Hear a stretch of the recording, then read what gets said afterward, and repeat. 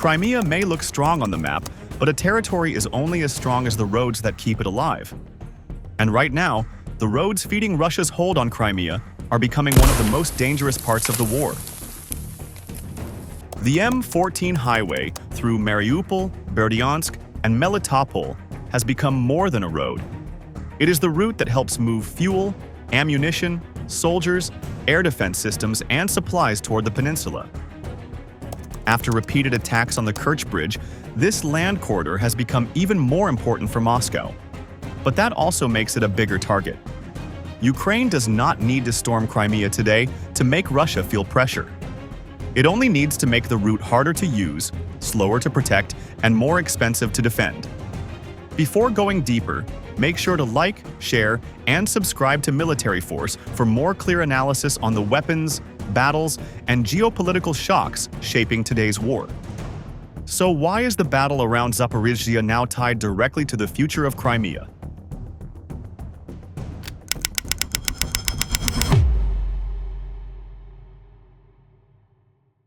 The M14 highway has become one of the most important military roads in Russia's war effort because it helps keep Crimea connected to the occupied mainland. This road runs through Mariupol, Berdyansk, and Melitopol, and it gives Russian forces a land route for moving supplies toward the peninsula. On paper, it may look like a normal highway. In reality, it works like a long military artery. Fuel tankers, ammunition trucks, food convoys, replacement troops, spare parts, and air defense systems can all move through this corridor before reaching bases and units inside Crimea. This matters because Crimea cannot defend itself by symbols alone. It needs a constant flow of supplies to support airfields, naval sites, command posts, radar stations, and ground units spread across the peninsula. If that flow slows down, every part of the Russian position begins to feel pressure. A delayed fuel truck can limit vehicle movement. A late ammunition convoy can reduce artillery fire. A damaged transport route can force commanders to change plans before a battle even starts. That is why the M14 is not just a road on the map.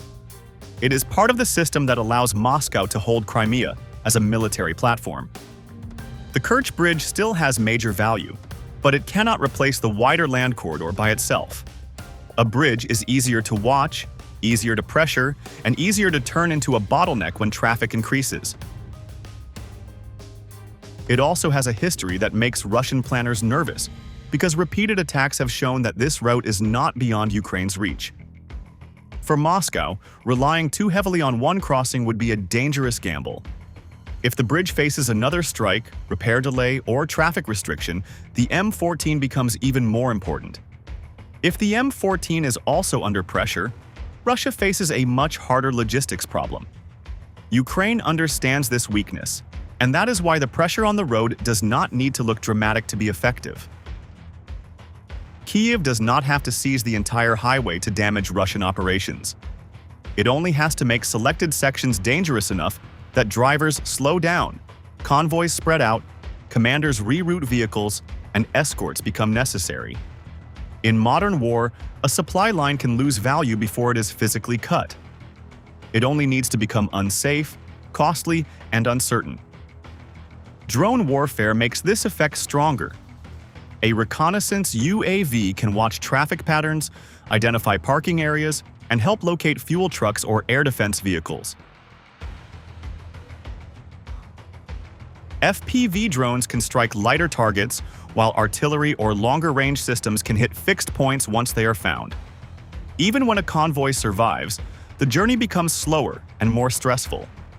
Every stop must be checked. Every exposed turn becomes a risk. Every bridge, fuel point, and road junction becomes a possible target. This is the deeper danger for Russia. The M14 is supposed to give Crimea depth, but under constant observation, that depth begins to shrink. The road still exists, and Russian vehicles can still use it, yet its freedom is no longer guaranteed.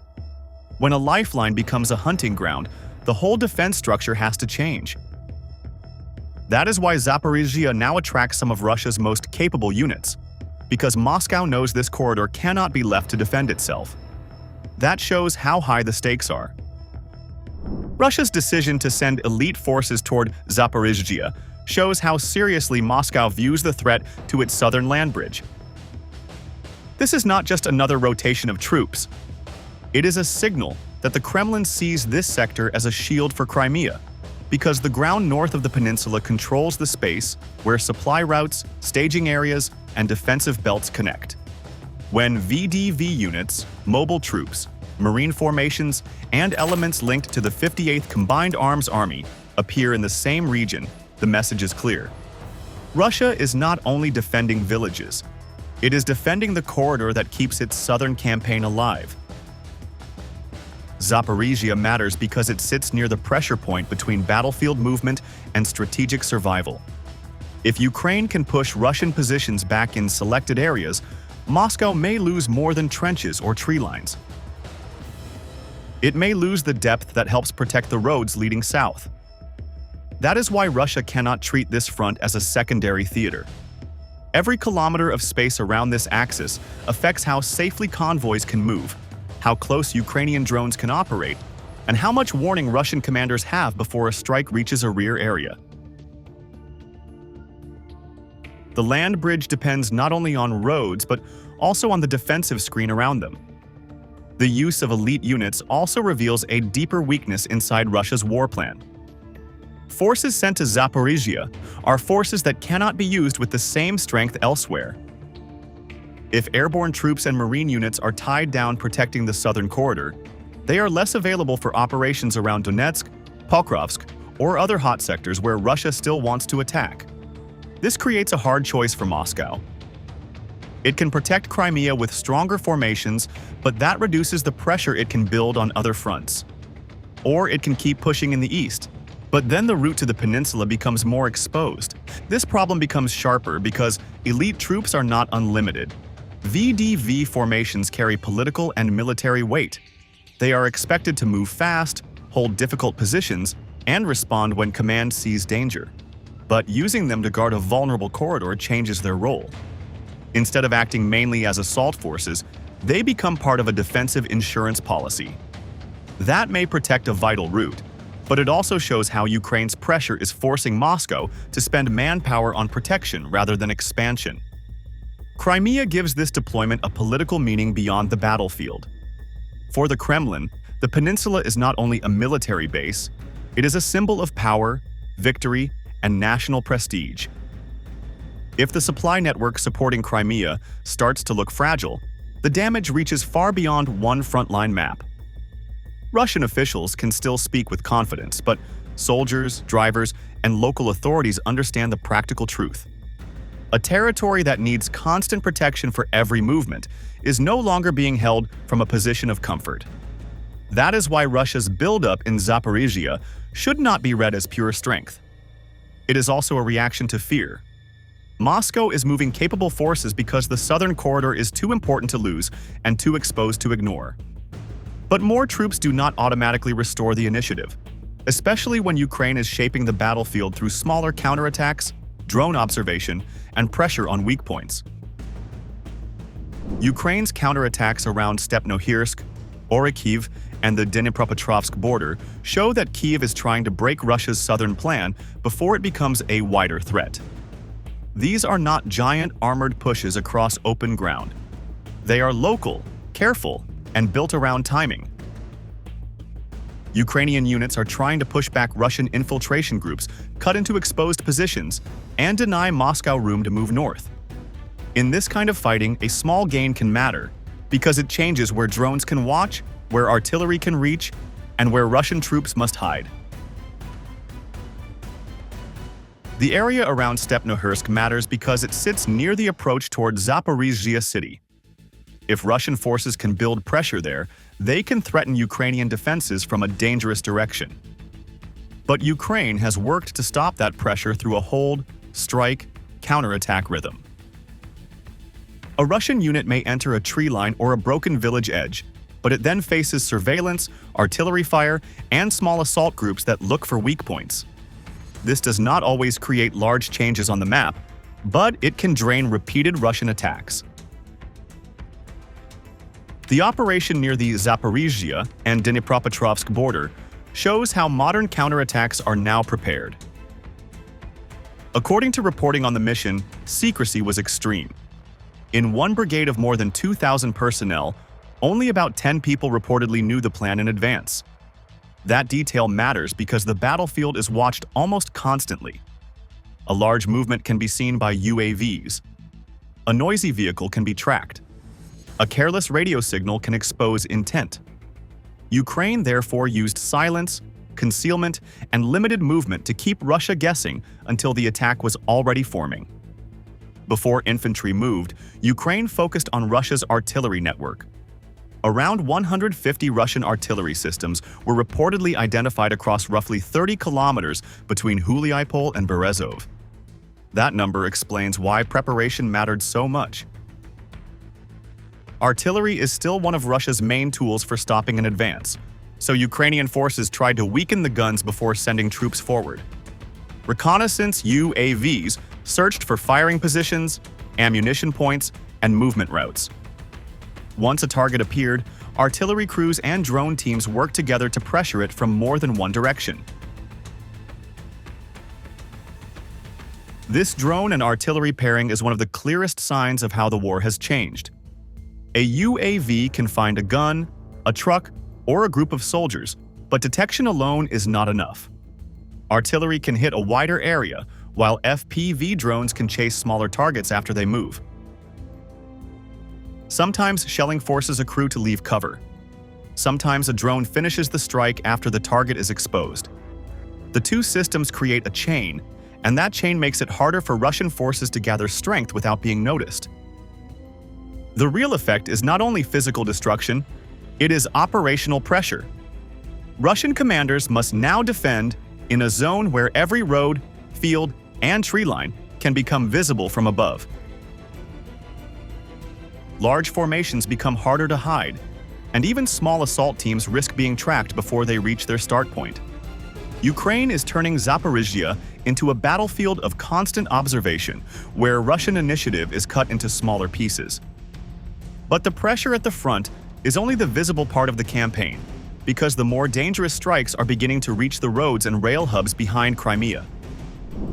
Jankoy has become one of the most sensitive rear targets in Crimea because it connects the peninsula's military supply network to the wider Russian system.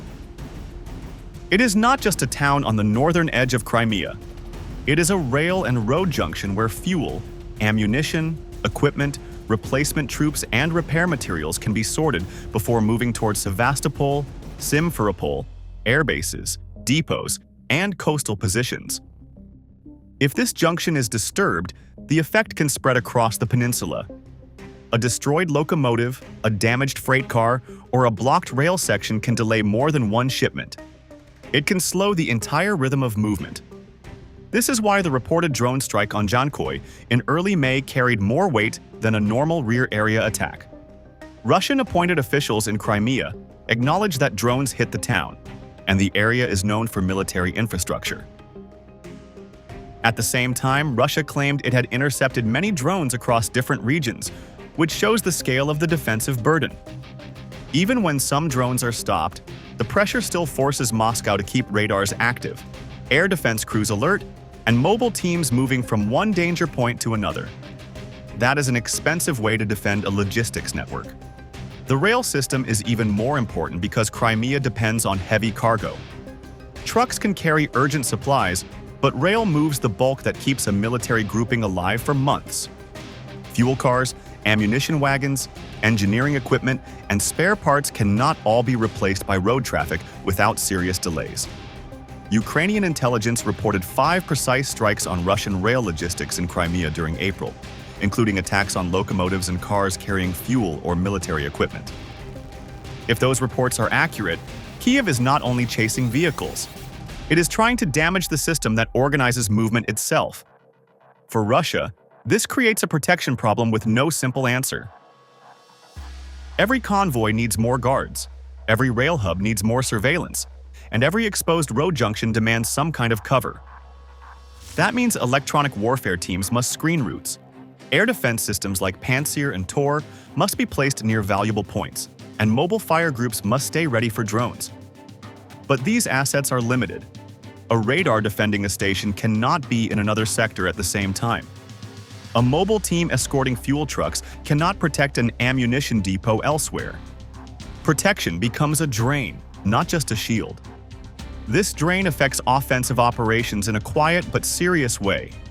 An army attacks well when fuel arrives on time, shells are delivered before a battle, vehicles are repaired quickly, and troops rotate without confusion. If each movement needs extra security, commanders lose speed. Planning becomes heavier. Routes change more often. Drivers wait longer. Units near the front may receive supplies late, and that delay can reduce pressure on Ukrainian lines. The battlefield may not show a sudden collapse, but it can reveal a slower tempo, weaker timing, and fewer chances to exploit small gains. Genkoy therefore represents a larger shift in the war. Ukraine is not treating rear logistics as a background detail. It is turning rail stations, road nodes, depots, and transport vehicles into active parts of the battlefield. Crimea's defense no longer begins at the shoreline or at a trench. It begins wherever the next shipment is loaded, guarded, routed, and exposed. And once these rear nodes come under pressure, Ukraine can extend the same logic farther outward, from Mariupol toward Russian territory itself. Ukraine's deep drone campaign is changing the meaning of distance in this war. Russia once treated Crimea, Mariupol, and deeper territory as different layers of safety. The front line was dangerous, the rear was protected, the deeper air bases and ports were supposed to be safer still. But that old map is breaking down. Ukrainian drones are now reaching beyond trenches and roads, and they are turning rear areas into part of the same battlefield. This pressure does not require Ukraine to control the sky in the traditional way. Kyiv does not need large bomber formations or fighter jets flying over Russian lines to create a serious effect. Long-range UAVs can search for valuable targets. Reconnaissance drones can track movement near occupied cities. FPV teams can strike exposed vehicles closer to the front. Precision attacks can hit depots, radar sites, rail assets, ports, and fuel points. Together, these systems create a smaller but dangerous version of air interdiction, where supply routes are not fully closed, yet they become painful to use. Mariupol shows why this matters. For Russia, the city is not only an occupied urban center. It is a military gateway connecting the eastern front with the southern corridor. Vehicles moving through that region can support forces near Donetsk, Zaporizhzhia, and Crimea. If Ukrainian drones can watch roads around Mariupol and strike selected targets, Moscow must spend more effort protecting traffic far behind the normal combat zone. That changes the rear from a safe space into a moving target area. Crimea feels the same pressure from another direction. Drone raids against military sites, rail nodes, air defense assets, and transport points force Russia to spread protection across too many places at once. A Pantsir battery placed near one depot cannot guard another road. An electronic warfare team shielding one convoy cannot cover a rail junction at the same time. This is how Ukraine creates stress without launching a direct assault. It makes Russia defend more locations than it can comfortably protect. The reported strike on Shaygol airfield in Chelyabinsk pushed this message even farther. Ukrainian sources said drones attacked the base on April 25, 2026, and targeted aircraft such as the Su-57 and Su-34 around 1,700 kilometers from Ukraine's border. The full damage still needs careful confirmation, but the strategic signal is already important. If a drone can reach that deep, Russia cannot assume that distance alone protects expensive aircraft, storage areas, or command infrastructure. This also creates a psychological effect.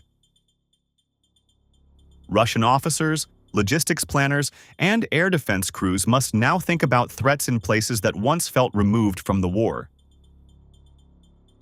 Every new strike forces checks, repairs, dispersal, and emergency planning. Aircraft may be moved. Fuel may be stored in smaller sites. Ammunition may be spread out. These changes reduce risk, but they also slow the system and raise the cost of operating it.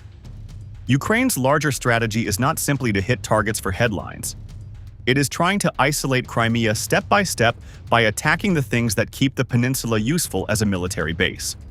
Fuel, railways, ammunition sites, radar, convoy routes, ports, and air defense all matter more than political speeches. If these links weaken over time, Crimea becomes harder to supply and more expensive to hold. That is the real pressure point for Moscow. Crimea may not face a direct ground assault today, but the routes feeding it are entering a war of exhaustion.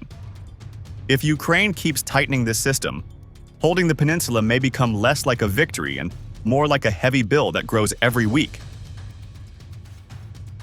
The most important lesson is that Crimea is now being pressured through movement, not only through territory.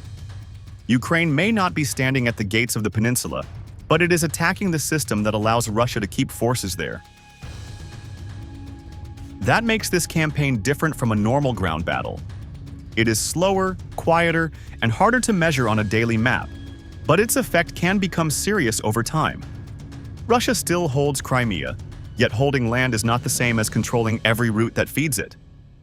The southern network now faces a new kind of danger, where roads, rail lines, depots, bridges, and rear bases can all become targets. A truck may still move, a train may still run. But if every trip needs extra protection, every schedule changes, and every convoy becomes a risk, the whole military machine begins to lose speed. This is why the battle around Zaporizhzhia matters so much. It is not only about villages or trenches, it is about the space that protects the land bridge. If Ukraine keeps forcing Russia to defend this area with more elite troops, more air defense systems, and more electronic warfare units, Moscow will have fewer resources for other fronts. That pressure may not create a sudden collapse, but it can weaken offensive operations step by step. For the Kremlin, Crimea remains a political symbol, but symbols still need fuel, ammunition, repairs, rail traffic, and secure roads. If those links become less reliable, Crimea becomes harder to use as a military base and more expensive to defend as a political prize. This is the real danger for Moscow. Ukraine does not need one dramatic assault to change the balance. It can keep raising the cost until the occupation becomes heavier than the benefit. The most realistic prediction is that Ukraine will continue this method. Instead of rushing into a direct attack on Crimea, Kyiv will likely keep striking logistics, air defense, rail hubs, radar sites, fuel storage, and convoy routes. The goal is to make Russia protect everything at once, while Ukraine chooses where to hit next. In modern war, that kind of pressure can be as powerful as taking ground. So the question is no longer only whether Ukraine can attack Crimea. The deeper question is how long Russia can keep paying the military, economic, and political cost of holding it. For more clear analysis on the weapons, battles, and geopolitical shocks shaping today's war, make sure to like, share, and subscribe to Military Force.